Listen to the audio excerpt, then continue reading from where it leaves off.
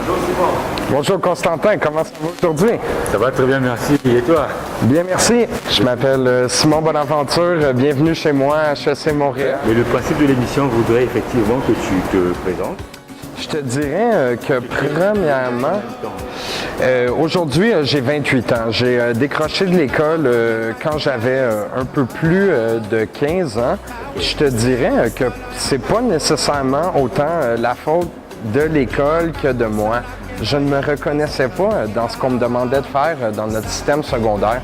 Pour moi, ce n'était pas Simon, je ne retrouvais pas la personne que j'étais. Ça m'a amené malheureusement sur la mauvaise voie. Donc, ce qui m'a fait peut-être un peu décrocher, c'est le manque de passion que je retrouvais dans ce qu'on me demandait de faire à l'école. Je n'étais pas nécessairement très à l'aise avec le principe d'apprendre les choses par cœur, de faire ce qu'on me demande, de pas faire ce que je désirais faire, de pas me permettre d'être la personne que je voulais être à ce moment-là. Plus tard, j'ai compris que fort heureusement, pour atteindre ses rêves, il faut passer par là. Exactement, exactement. Est-ce que tu avais l'impression d'être un peu en avance par rapport aux autres? Est-ce que ça pourrait être une raison aussi? Je ne pense pas que j'étais plus nécessairement en avance que les autres. J'ai toujours été un marginal, je ne le cacherai pas. Même à l'époque, je me distinguais du lot, pas nécessairement pour les bonnes raisons.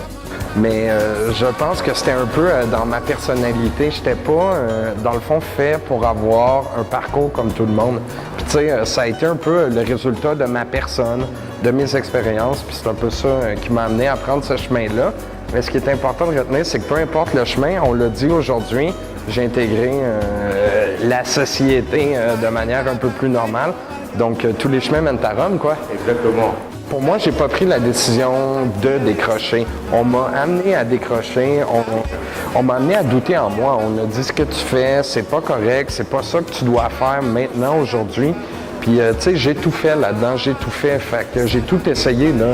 Je te dirais, pendant mon secondaire, j'ai fait 8 écoles différentes. Donc, tu sais, j'ai essayé de raccrocher, ça faisait juste pas marcher.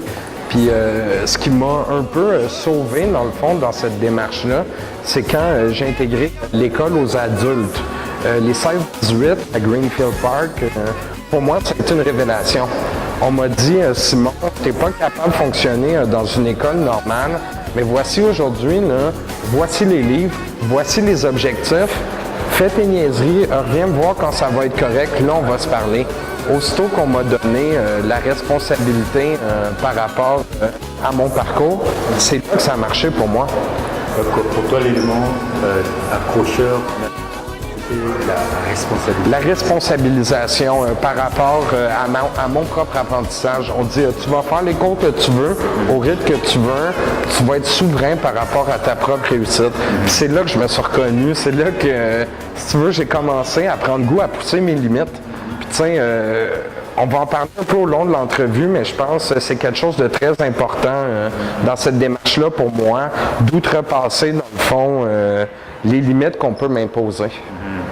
Et donc, après cette période, tu es allé donc à l'école aux adultes. J'en ai fait plusieurs. C'était le début, c'était un élément de raccrochage, mais pas l'élément définitif non plus, là. Pour moi, c'était vraiment d'essayer de compléter mon secondaire. Puis à ce moment-là, j'avais pas nécessairement idée de ce que je voulais faire plus tard.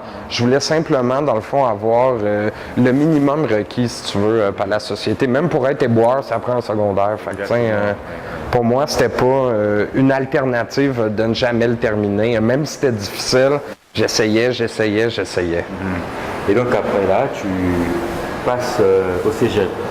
Oui, j'ai tenté de passer au cégep, mais malheureusement, ça n'a pas toujours, ça n'a pas été possible pour moi finalement, parce que j'avais jamais terminé ce fameux diplôme-là du secondaire. Non, le DES. Donc, tu sais, tous les cégeps où j'ai appliqué, malheureusement, on m'a cordialement indiqué que je n'avais pas les acquis nécessaires pour faire ce diplôme-là. Mais heureusement, puisque j'avais lâché l'école, j'ai commencé à travailler à l'âge de 16 ans. J'ai travaillé dans des rôtisseries. Pour moi, la cuisine la création, le travail d'équipe, c'était des affaires qui m'interpellaient beaucoup. Si tu veux, ça a quand même été un gros catalyseur dans mon désir de passer à une autre étape dans mon éducation, de pouvoir faire quelque chose que je serais fier de faire, quelque chose que je voulais faire, pas une place qu'on allait me donner, mais quelque chose qui me permettait de me réaliser comme individu. Donc la cuisine, ça m'a vraiment amené à vouloir faire une formation de niveau collégial. Par hasard, je lisais le journal, je suis tombé sur une annonce qui parlait du Collège La Salle, qui est un collège privé. Donc, si vous voulez, une forme d'école pour laquelle le seul prérequis était un chèque. Donc, c'était un peu plus facile pour moi de rentrer là. Pas que c'était motivant, mais c'était nécessaire pour atteindre mes objectifs. Plus qu'une motivation, c'était une porte d'entrée vers un métier que ça me tentait de faire. Puis tu sais, de fil en aiguille, j'ai réussi à intégrer le programme. Je trouvais que c'était amusant. Puis il y a eu une de ces journées où j'ai vécu un moment... tu sais, moi, j'appelle ça un moment conte de fées, quelque chose de trop beau pour être vrai. J'ai ouvert un livre de marketing. Okay, wow. C'est un cours de marketing de l'hôtellerie. Je m'en rappelle encore, c'est un livre du professeur Normand Turgeon, qui est professeur ici dans cette merveilleuse institution, dont j'ai eu la chance de suivre le cours à la maîtrise. Pour la petite histoire, j'ai ouvert le livre, la page 71. J'ai vu le tableau des 4 P de McCarthy. Les fondements du marketing, le prix, le produit, la place. C'est quoi le quatrième P? Communication. La communication. C'est bon, on voit, tu as bien fait tes leçons, Je l'avais oublié pour la petite histoire. J'ai ressenti une forme d'appel, puis à partir de cette journée-là, mon seul objectif a été de faire du marketing, de comprendre le comportement des consommateurs, de voir c'est quoi leur motivation, qu'est-ce qui les amène à acheter, qu'est-ce qui les amène à être heureux, malheureux. Donc pour moi, c'était de comprendre la consommation à partir de cette journée-là. Et je te cacherai pas qu'aussitôt que ça s'est passé, tout a bien été pour moi. J'ai ressenti cette vocation-là, puis tout a découlé ensuite. Excellent. Tout a découlé. Ça n'a pas été facile, mais tout a découlé. Exact. Après, tu entres à HEC. Je tente d'entrer à HEC Montréal. La même histoire que lors de mon entrée au cégep s'est produite. On jugeait que je n'avais pas les qualifications nécessaires, n'ayant pas terminé mon secondaire. Et n'ayant pas obtenu de diplôme d'études collégiales, mais bel et bien une attestation d'études collégiales. Qui plus est, j'ai commencé à travailler à l'âge de 16 ans. Malheureusement, on ne reconnaissait pas l'expérience professionnelle obtenue avant l'âge de 18 ans. Donc, pour ces raisons, on m'a fermé la porte. Je n'ai pas été accepté à HEC Montréal. Ceci étant dit, je n'ai pas accepté cette décision-là. Je pense que ce n'était pas fondé et j'ai cogné à toutes les portes. J'ai tellement cogné que j'ai fini par les défoncer.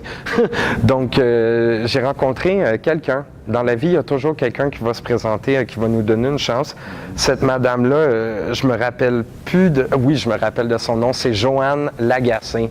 Une petite madame bien normale, quelqu'un qui travaillait au service des administrations, des programmes de certificats. Elle a dit, je crois dans ton potentiel. C'est là qu'elle m'a amené à rencontrer les gens qui s'occupaient du recrutement étudiant. À travers différentes entrevues, j'ai réussi à démontrer, je pense d'une certaine manière, que j'avais dans le fond cette fougue, cette détermination qui caractérise un peu l'esprit même d'HEC. Puis je pense que ça a été un peu ça, ma porte d'entrée ici. Et Dieu merci que ces gens-là étaient prêts à donner une chance aux petits rebelles que j'étais, parce que sinon on ne serait pas ici à se parler.